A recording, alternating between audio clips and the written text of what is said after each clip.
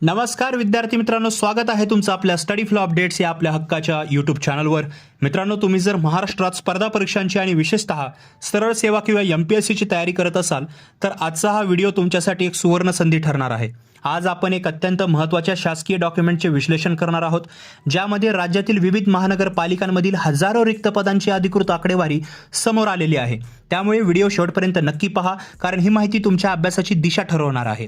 नमस्कार विद्यार्थी मित्रांनो, चॅनलवर स्वागत आहे तुमचं पुन्हा एकदा। जर नवीन असाल तर चॅनलला सबस्क्राइब करा, बेल आयकॉनवर प्रेस करा, ऑल नोटिफिकेशनवर क्लिक करा। तसेच तुम्हाला ऑफिशियल PDF सर्क्युलर्स डॉक्युमेंट मिळवायचे असतील तर WhatsApp टेलिग्राम ग्रुप जॉइन करा, लिंक डिस्क्रिप्शनमध्ये आहे। आणि याचं मराठी स्वरूपात जर तुम्हाला आर्टिकल रीड करायचे असेल सोप्या भाषेमध्ये तर पहिल्या लिंकला क्लिक करा, जी की डिस्क्रिप्शनमध्ये दिलेली आहे।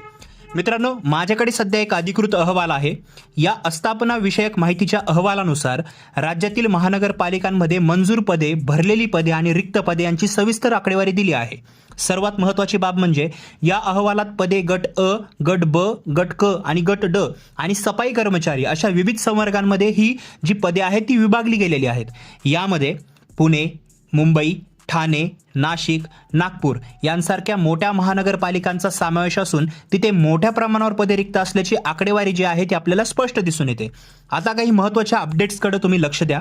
बघा, शासनाने 11 सप्टेंबर 2025 रोजी या महानगरपालिकेचा आकृतीबंध आराखडा मंजूर केला आहे। तसेच यांचे सेवापत्र नियम सध्या मंजुरीच्या स्तरावर आहे।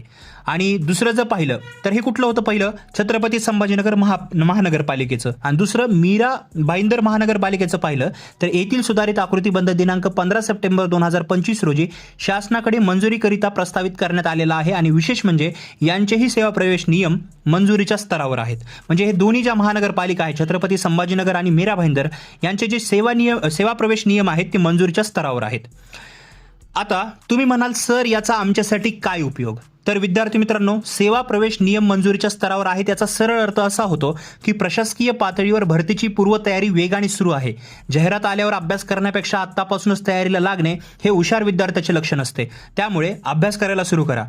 गट क आणि गट ड ची हजारो पदे रिक्त आहेत, त्यामुळे मराठी, व्याकरण, इंग्रजी, सामान्य ज्ञान आणि अंकगणित बुद्धिमत्ता या विषयांची तयारी आत्तापासूनच टॉप लेवलला ठेवा। ही संधी पुन्हा पुन्हा येत नाही हे लक्षात ठेवा।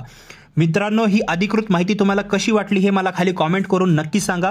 तुम्हाला या भरती प्रक्रियेबद्दल किंवा अभ्यासाच्या नियोजनाबद्दल काही शंका असेल, काही प्रश्न असतील तर खाली कॉमेंट बॉक्समध्ये तुमचे प्रश्न विचारू शकता, मी नक्कीच उत्तर देईल। अशाच अचूक, खात्रीशीर आणि तुमच्या करिअरला दिशा देणाऱ्या छोट्यातल्या छोट्या आणि मोठ्यातल्या मोठ्या अपडेट्ससाठी आपल्या स्टडी फ्लो अपडेट्स या चॅनलला आत्ताच सबस्क्राईब करा आणि हा व्हिडिओ तुमच्या सर्व अभ्यास करणाऱ्या मित्रांसोबत नक्की शेअर करायला विसरू नका। चला तर मग भेटूया पुढच्या व्हिडिओमध्ये एका नवीन माहितीसोबत। तोपर्यंत हा व्हिडिओ पाहिल्याबद्दल धन्यवाद।